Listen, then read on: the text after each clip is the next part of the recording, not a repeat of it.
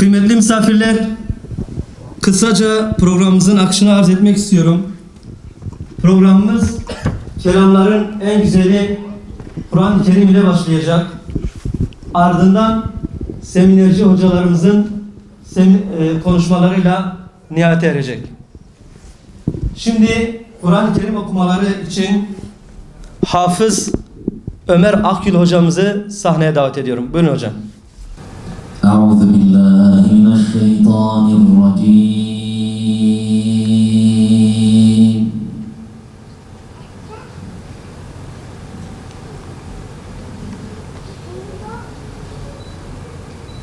بسم الله الرحمن الرحيم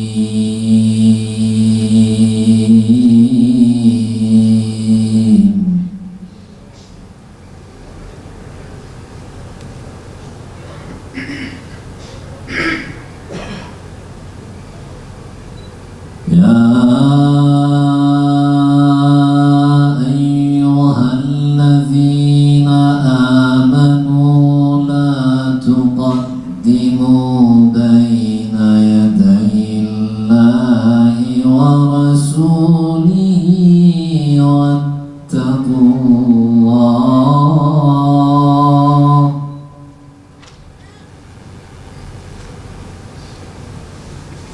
إن الله سميع عليم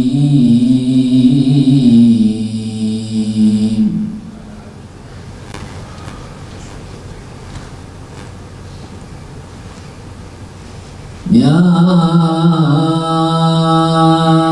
أيها الذين آمنوا لا ترفعوا أصواتكم فوق صوت النبي ولا تجهروا له بالقول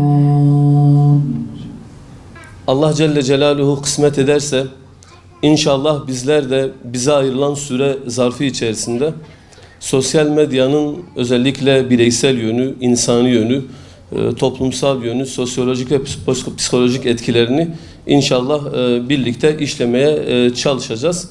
Çok etkili, hızlı bir iletişim sahasıdır. İşlerimizi kolaylaştıran bir platformdur.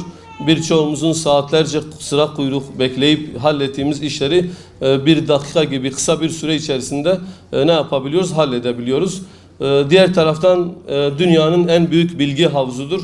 Sanal bir kütüphanedir. Artık insanlar bilgiye ulaşamıyorum şeklinde bir mazerete sahip değiller. İsteyen bütün bilgilere ulaşabiliyor. Etkili kullanılırsa ciddi bir zaman tasarrufu sağlıyor. Bu anlamda yine bize birçok katkısı olan bir mecradan bahsediyoruz. İslami anlamda önemli bir davet ve tebliğ sahasıdır. Yine sosyal medya bazen de adalet dağıtır. En çok belki günümüzde istifade ettiğimiz yönlerden biridir. Bazen öyle vicdana dokunur olaylar oluyor, meseleler gerçekleşiyor. Siz şikayette bulunuyorsunuz gerekli mercilere, ancak bir türlü bir adım atılmıyor. Ancak sosyal medyada, Twitter'da bir gündem oluşturmakla bakıyorsunuz ki en azından o meseleyle ilgili bir çözüm ortaya konulabiliyor. Bu anlamda istifade edebileceğimiz çok ciddi yönleri vardır. Sosyal medyanın şer'i boyutu, fıkhi boyutu nasıl olmalı? Belki sosyal medyadan biraz daha geniş, internet fıkhı da diyebileceğimiz bir deneme yapmaya çalıştık. İnşallah istifadeli olur. Sosyal medya bildiğiniz gibi araçtır. Şimdi sosyal medya bir kere araçtır. Araç olduğuna göre İslam uleması şöyle bir kaide koymuştur. El-vesailu leha hukmul makasidi. Vesilelerin, araçların maksadına göre hükmü vardır. Yani bir araç neye sebep oluyorsa, amacı neyse ona göre hüküm kazanır. Eğer bir aracın sonucu, bir aletin, bir aracın sonucu iyi ise iyi olur. İyi değilse iyi olmaz. Güzel bir şeyse güzel olur. Vacipse vaciptir. Birinci kaidemiz ma edde ilel harami fehuve haramın.